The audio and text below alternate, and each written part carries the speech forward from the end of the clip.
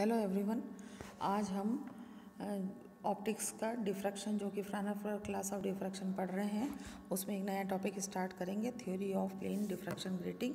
इसके कंस्ट्रक्शन और इंटेंसिटी के बारे में हम इसके पहले वाले वीडियो लेक्चर में डिस्कस कर चुके हैं। अब हम यहाँ पे मुख्य उच्चिष्ट की कंडीशन निकालेंगे। जब beta is equal to plus minus n lambda होगा तब साइन बीटा 0 और sine of n beta is equal to 0 होगा। अतएव sine of n beta upon sine beta 0 upon 0 indeterminate term हो जाती है। तो यहाँ पे हम लॉ हॉस्पिटल का नियम लगाते हैं और sine of n beta upon sine beta limit beta tending to 0 अगर कैलकुलेट करेंगे तो ये वैल्यू हमारी कैपिटल एन के बराबर प्राप्त होती है। अर्थात sine of n beta upon sine beta is equal to n. अतः यह मान समीकरण 6 में प्रतिस्थापित करने पर हमारे पास फॉर्मूला आ जाएगा I is equal to n square a 0 square sine square alpha upon alpha square, जो कि समीकरण 8 से प्रदर्शित किया गया है। समीकरण 8 अधिकतम तीव्रता को व्यक्त करती है। इन मुख्य उच्चिष्टों की स्थितियाँ सूत्र 7 से प्राप्त हो जाती है। समीकरण 4 में बीटा का मान रखने पर तो pi by lambda a plus b sine theta is equal to plus minus n pi, और इस इक्वेशन को जब हम सॉल्व करेंगे तो a plus b sine theta is equal to plus minus n pi समीकरण 9 मुख्य उच्चिष्टों के लिए प्रतिबंध का मान है।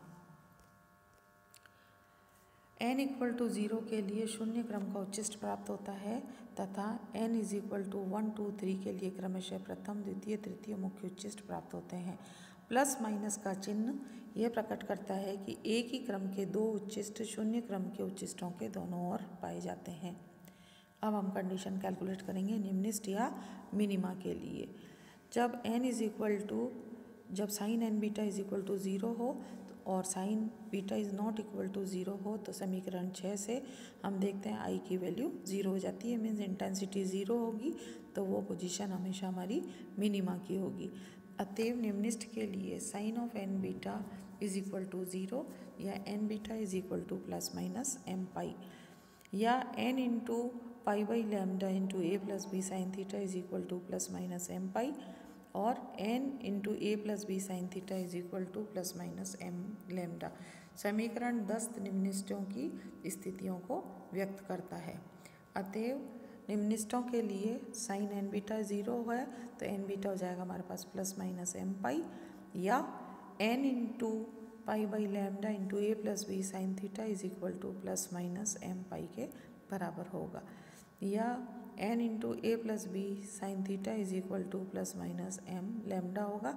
और समीकरण 10 वो स्थितियां हैं जहाँ पे कि हमें निम्निष्ट प्राप्त होंगे।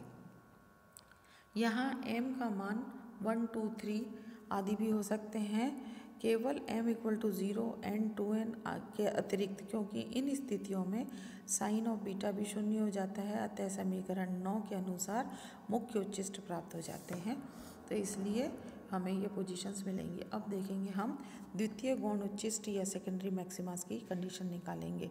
जिस प्रकार हम कह रहे हैं कि दो क्रमागत मुख्य उच्चिष्टों के बीच n-1 निम्निष्ट होते हैं, उसी प्रकार उच्चिष्टों के बीच n-2 अन्य उच्चिष्ट होते हैं जिन्हें द्वितीयक या गौण उच्चिष्ट कहते हैं, जिनकी स्थिति डी बाई डी बीटा से ज्ञात की जा सकती है।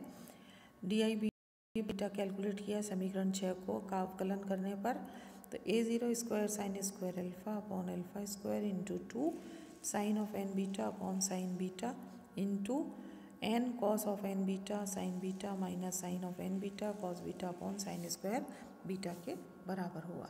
अब अगर ये सारी टर्म 0 के बराबर डी बाई डी बीटा 0 कर देंगे हम, तो हमारे पास क्या है कि अगर ये वैल्यू 0 है तो n cos of n beta sine n beta minus sine of n beta cos beta भी 0 हो गया। यहाँ से हमारे पास एक इक्वेशन आ गई n tangent beta is equal to tangent n beta, जो कि समीकरण 11 से प्राप्त बीटा के मान से निर्धारित स्थानों पर द्वितीयक उच्चिष्ट बनते हैं, केवल beta is equal to plus minus n pi को छोड़कर, जहाँ की मुख्य उच्चिष्ट होते हैं। अब हमारे पास ये इक्वेशन आई है एक tangent n beta is equal to n tangent beta. इससे हम एक ट्राइंगल बनाएंगे और इस ट्राइंगल में हमने एन बीटा ये एंगल लिया तो वन तो हो गई इसका बेस और इसका जो लंब है हो गया एन टेंजेंट बीटा। तो हमने कर्ण को या हाइपोटेन्यूज को कैलकुलेट कर लिया, ये हो गया under root of 1 plus n square tangent square beta. अब यहाँ से हम वैल्यू निकालेंगे साइन ऑफ एन बीटा की। साइन ऑफ एन बीटा जो इस त्रिभुज से क्या हो जाएगा, n tangent beta upon under root of 1 + n² tangent square of beta. और यहाँ से क्योंकि हमें वैल्यू चाहिए साइन स्क्वायर बीटा की, तो ये वैल्यूज़ यहाँ पुट करके इस इक्वेशन को सॉल्व करेंगे तो ये फाइनली आ जाएगी हमारे पास n² upon 1 + n² - 1 sign square beta के बराबर, जिसको समीकरण 12 से प्रदर्शित किया गया है। अब हमें पता है कि sine square n beta upon sine square beta पहले कैलकुलेट कर चुके हैं, ये वैल्यू हमारे पास n होती है। अतः द्वितीयक उच्चिष्ट की तीव्रता और मुख्य उच्चिष्ट की तीव्रता की वैल्यूज़ रख के और हम अगर इसका रेशियो निकालें तो ये आ जाती है 1/1 + n² - 1 साइन स्क्वायर बीटा, जो कि समीकरण 13 से प्रदर्शित किया गया है।